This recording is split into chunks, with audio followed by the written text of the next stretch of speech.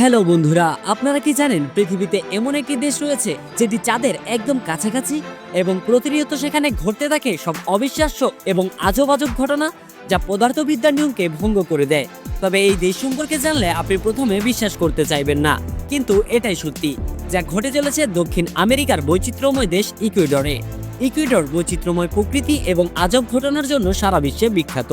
এই জায়গায় কিছু উন্মাদ পদার্থবিদ্যার নিয়ম বহির্ভূত কাজ হয় যা দেখে আপনার কাছে অবিশ্বাস্য মনে হবে। এই দেশের সেই বিশেষ কিছু স্থানগুলিকে তারা চিহ্নিত করে রেখেছে। এর মধ্যে একটি হচ্ছে এই দেশের মধ্যে এমন একটি রেখা বা লাইন রয়েছে যেখানে যদি কোনো পর্যটক এই লাইনটির উপর দিয়ে হাঁটার চেষ্টা করে তাহলে তারা পড়ে যায়। কখনো কেউ সোজাসুজিভাবে হাঁটতে পারে না, যে কোনো একদিকে পড়ে যাবেই। তবে এর পিছনেও গ্র্যাভিটির একটি বিশেষ কারণও রয়েছে, আর আপনিও যদি কখনো এর উপর দিয়ে হাঁটতে চান তাহলে আপনিও যে কোনো একদিকে পড়ে যাবেন। মূলত এই দাগের মাধ্যমে পৃথিবীকে দুই ভাগে ভাগ করা হয়েছে।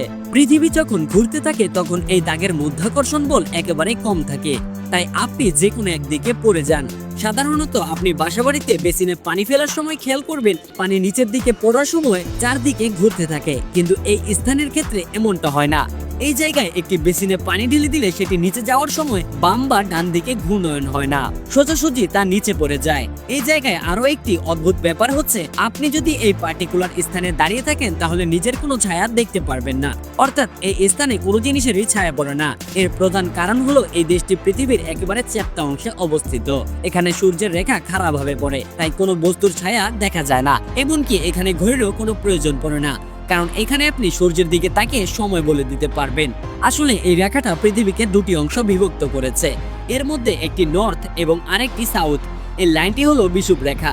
যেহেতু বিষুব রেখা এই দেশটিতে অবস্থিত, তাই বিষুব রেখার ইংরেজি শব্দ দ্য ইকুয়েডর থেকে এই দেশের নামকরণ করা হয়েছিল ইকুয়েডর। পৃথিবী ঘোরার সাথে সাথে এই স্থানের একটি মধ্যাকর্ষণ শক্তিকে বিষুব রেখা টেনে বাইরে বের করে দিচ্ছে, ফলে এই জায়গায় মধ্যাকর্ষণ শক্তি অনেক দুর্বল। একবার চিন্তা করুন এখানে বাস করা কতটা কঠিন। এখানকার খুব কাছাকাছি অবস্থিত মাউন্ট এভারেস্টের চেয়েও উঁচু একটি পর্বত রয়েছে।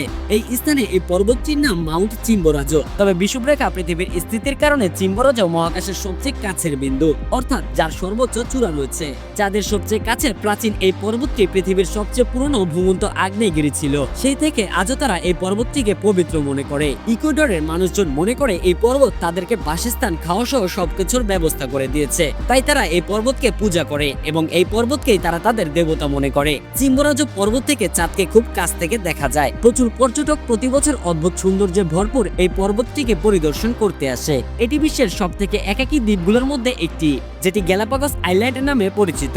এই দ্বীপে ৯,০০০টিরও বেশি প্রজাতির প্রাণী রয়েছে, যেমন বিশ্বের সবচেয়ে বড় কচ্ছপ, সামুদ্রিক ইগুয়ানা, পেঙ্গুইন এবং সি লায়ন সহ আরো বিরল সব প্রাণী এই দ্বীপে রয়েছে। এখানে বসবাসকারী প্রাণীর অস্তিত্ব বিশ্বের আর কোথাও পাওয়া যায় না। এই দ্বীপটি প্রথমে ইউনেস্কো হেরিটেজ নামে পরিচিত ছিল। ইকুয়েডর শুধু একটি দেশ নয়, এটি প্রকৃতির বিষয়ের এক অন্যান্য উপহার।